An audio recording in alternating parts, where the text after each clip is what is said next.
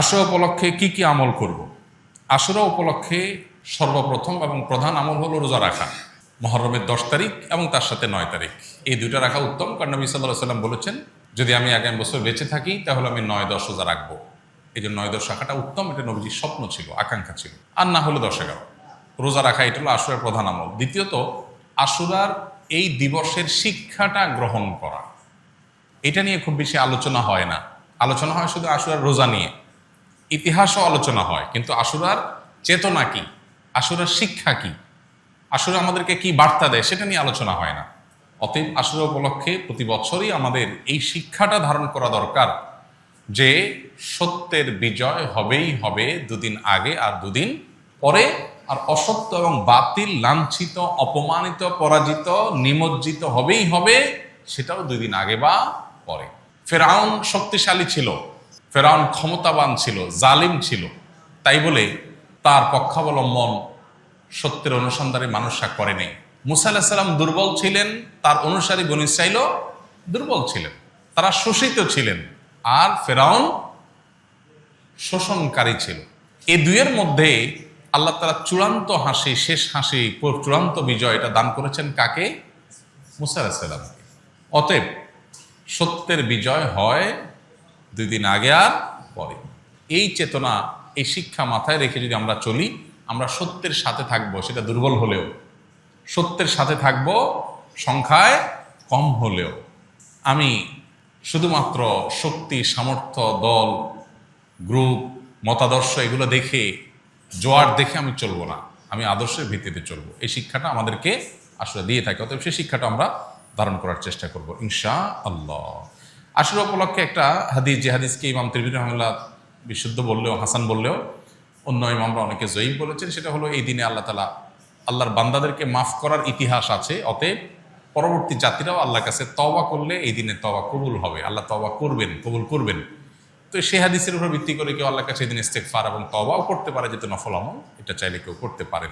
মুহররম আসলেই মুআবিয়া রাদিয়াল্লাহু তাআলা আনহুকে নিয়ে বিভিন্ন আলোচনার জন্ম নেওয়া হয়। হযরত মুআবিয়া রাদিয়াল্লাহু তাআলা কি সাহাবী ছিলেন? মুআবিয়া রাদিয়াল্লাহু তাআলা সাহাবী ছিলেন, এটা নিয়ে তো কোনো প্রশ্ন থাকার সুযোগই নেই। আমরা সবাই জানি তিনি সাহাবী ছিলেন, এবং মুআবিয়া রাদিয়াল্লাহু তাআলা আনহু আমাদের সমস্ত মুসলমানদের কাছে শ্রদ্ধার পাত্র। সাহাবীদের সমালোচনা করতে নবী সাল্লাল্লাহু আলাইহি ওয়াসাল্লাম পরিষ্কারভাবে নিষেধ করেছেন। সাহাবীদের সমালোচনা করা, তাদেরকে গালমন্দ করা, এই গালমন্দ করতে নবী সাল্লাল্লাহু আলাইহি ওয়াসাল্লাম নিষেধ করেছেন।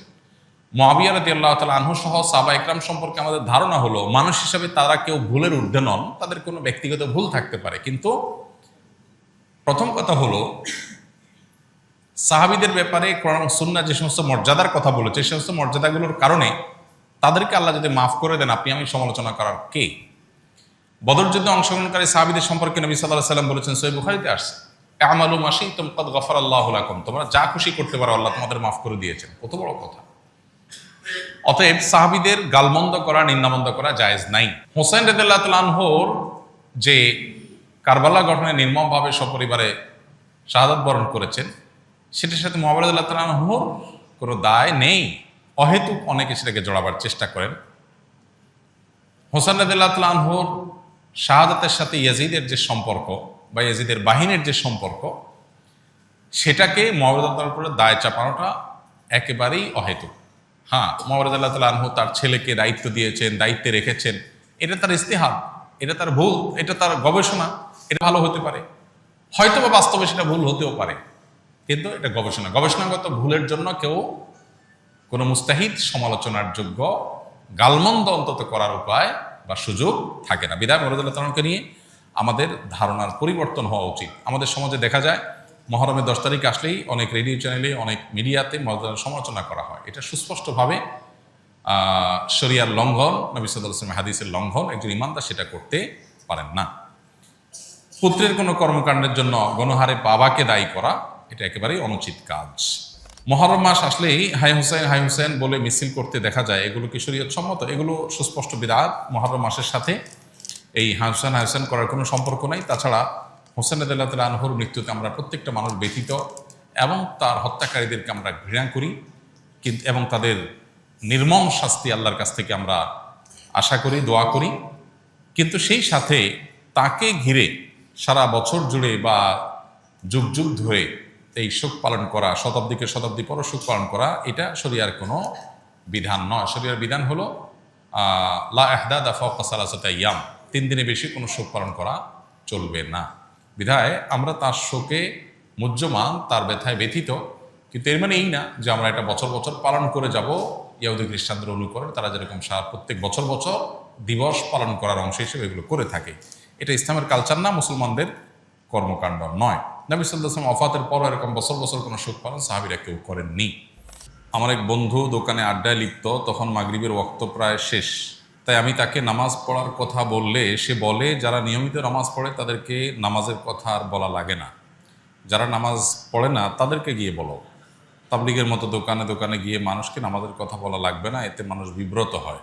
ব্যস্ততার মাঝে নামাজের কথা স্মরণে নাও থাকতে পারে, এই চিন্তা থেকে আমি বন্ধুকে নামাজের কথা বলেছিলাম, অন্যের সামনে তাকে ছোট করতে নয়। প্রশ্ন হলো, আমার বন্ধুর এমন ধারণা রাখা কি সঠিক? এ সম্পর্কে ইসলাম কি বলে? খুবই গুরুত্বপূর্ণ প্রশ্ন।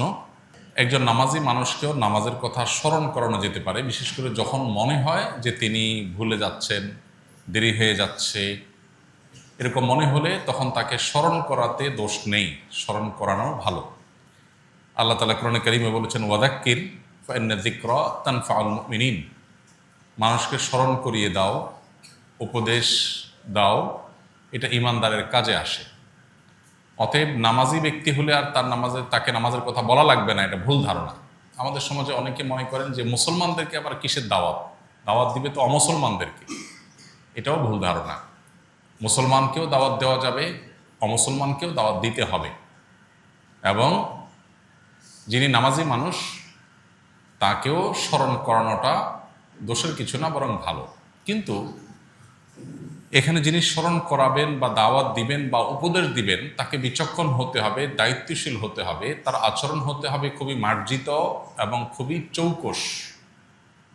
আজকাল আমরা অনেকেই ইসলাম প্রচারের কাজ করি, কিন্তু এর জন্য যতটুকু হিকমা, যতটুকু প্রজ্ঞা, যতটুকু বিচক্ষণতা থাকা প্রয়োজন, ততটুকু আমরা অনেকেই রপ্ত করতে পারিনি। ফলে দেখা যায় ইসলাম প্রচার করতে গিয়ে ইসলামের প্রতি আরো মানুষকে বীতশ্রদ্ধ করছি। এটা খুবই ভয়াবহ ব্যাপার। একজন মানুষ নিয়মিত নামাজ পড়েন, প্রতিদিন তাকে আপনি নামাজের জন্য কমন যে ডাক, সেটা দেওয়া প্রয়োজনীয় কোনো কাজ না, স্মরণ করাতে পারেন, ভাই নামাজের সময় হয়ে গেছে, ভাই জামাতের সময় হয়েছে, স্মরণ করানো তো দোষ নেই। কিন্তু আপনি নিয়মতান্ত্রিকভাবে তাকে যদি নামাজের প্রতি আহ্বান করেন, ভাই আমাদের নামাজ পড়া উচিত, কিন্তু নামাজ পড়াই অলরেডি, তাহলে উচিত আবার কেন বলবেন?